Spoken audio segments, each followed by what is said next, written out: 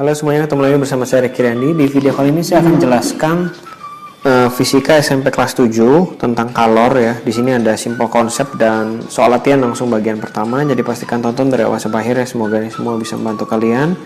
Jangan lupa kalian subscribe channel ini dan nyalain bel notifikasinya juga supaya update terus ya dengan video terbaru dari kita. Dan juga download aplikasi Bima Smart ya. Di sana ada video-video yang lebih lengkap dibandingkan YouTube.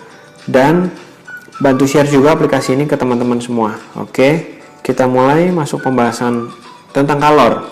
Kalor itu lambangnya adalah Q,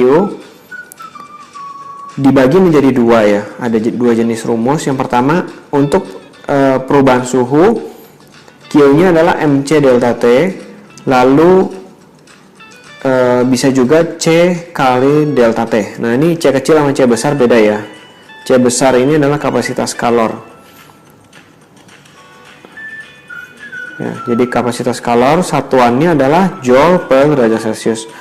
Kalau C kecil itu adalah kalor jenis ya, Joule per kilogram derajat Celcius tergantung dari masanya. Lalu ada perubahan wujud kalor. Untuk perubahan wujud adalah M kali L, itu kalor lebur, atau M kali U kalor uap. Lebur sama membeku sama, uap sama mengembun juga sama. Jadi dia tidak terjadi perubahan suhu, hanya perubahan wujud aja. Kurang lebih ini, nah satuannya penting ya. Massa itu biasa kilogram dalam fisika ya. Kalau jenisnya Joule per kilogram derajat Celcius atau Joule per kilogram Kelvin, ini juga sama sih. Boleh. Suhu boleh dalam Celsius atau Kelvin karena delta T Celsius sama Kelvin itu sama. Oke, ada satuan lain ya tentang kalori. 1 kalori itu adalah 4,2 Joule. Jadi boleh juga di dalam kalori.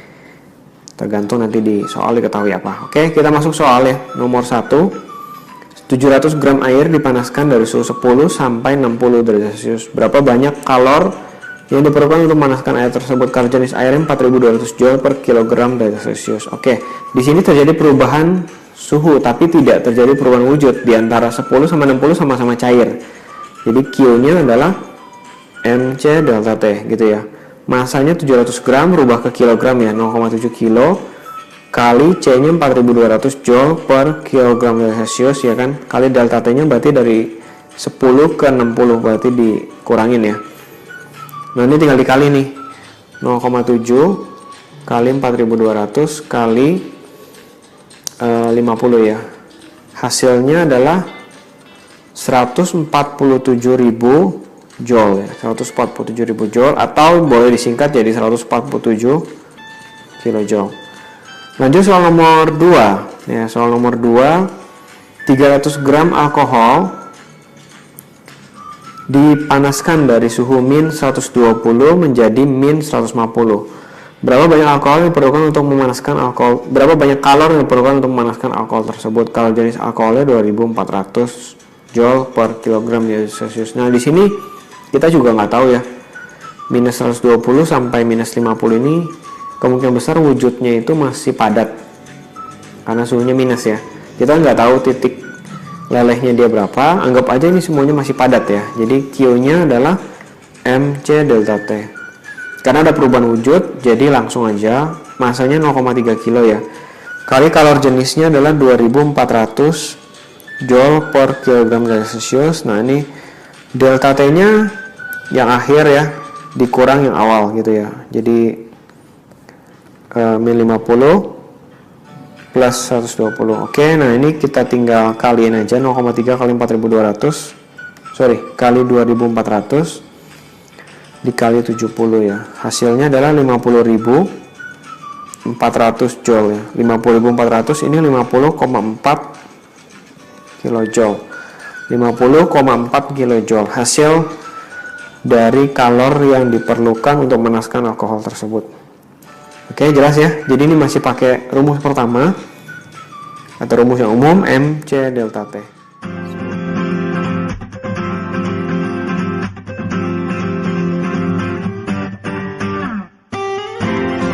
Perpindahan kalor. Di fisika, kita mengenal perpindahan kalor menjadi 3 macam cara perpindahan, yaitu kalor berpindah dengan cara konduksi atau hantaran, kalor berpindah dengan cara konveksi atau aliran, dan kalor berpindah dengan cara radiasi atau pancaran. Tiga cara perpindahan ini bisa terjadi secara sendiri-sendiri atau terjadi secara bersamaan. Contohnya, ketika kita sedang memasak air. Pada peristiwa tersebut, terdapat tiga cara perpindahan kalor, yaitu konduksi pada seluruh permukaan logam, kemudian perpindahan dengan cara konveksi, yaitu pada aliran air yang sedang dimasak, kemudian ada radiasi atau pancaran, yaitu panas udara di sekitar api. Mari kita bahas satu persatu.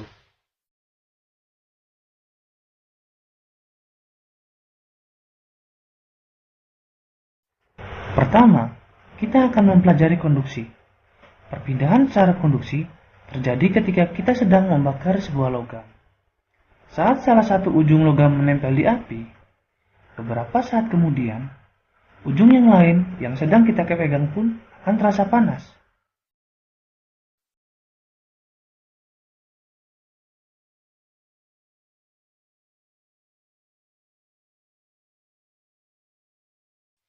Pada peristiwa ini, ada kalor yang berpindah melalui logam, sehingga kalor tersebut sampai pada ujung logam yang kita pegang.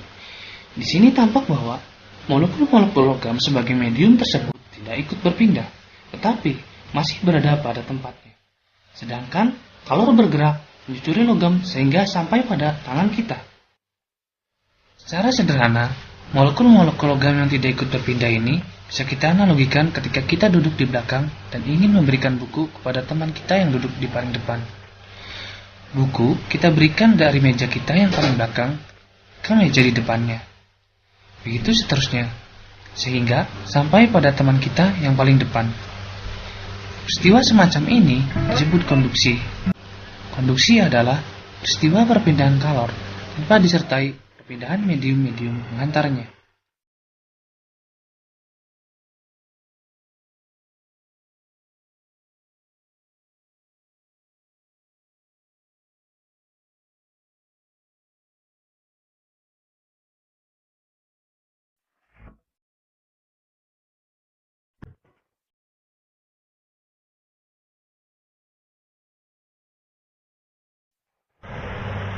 Mungkin kalian pernah melakukan kegiatan ini.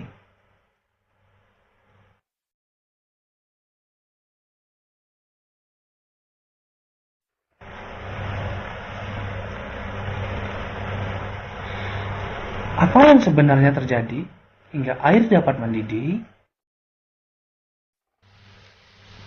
Mendidih sebenarnya adalah proses pergerakan dari air panas dan air dingin. Ketika air dipanaskan, bagian air yang paling bawah akan panas, sehingga massa jenis air tersebut menjadi turun. Akibatnya, massa jenis air bagian atas akan lebih berat, yang mengakibatkan air bagian atas turun ke bawah. Setelah hal ini terjadi, air yang di bawah dipanaskan lagi dan mengakibatkan suhunya naik. Sementara yang bagian atas yang semula panas mulai dingin kembali. Akibatnya, terjadi perputaran air yang semula di atas menjadi di bawah, dan semula di bawah naik ke atas. Begitupun seterusnya.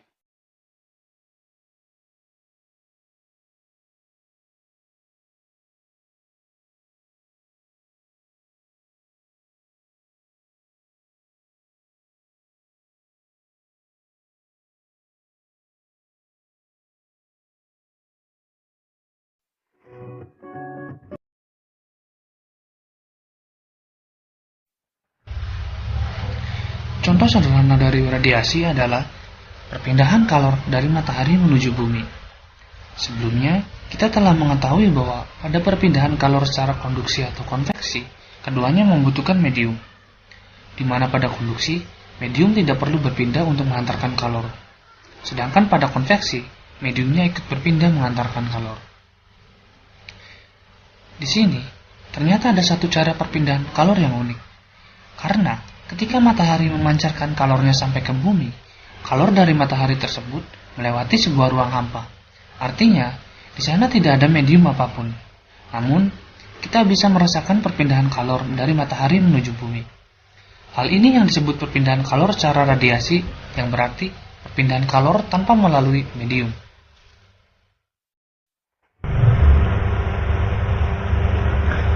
Contoh sederhana lain adalah ketika kita membuat api unggun. Kita akan merasa hangat ketika berada di dekat api unggun.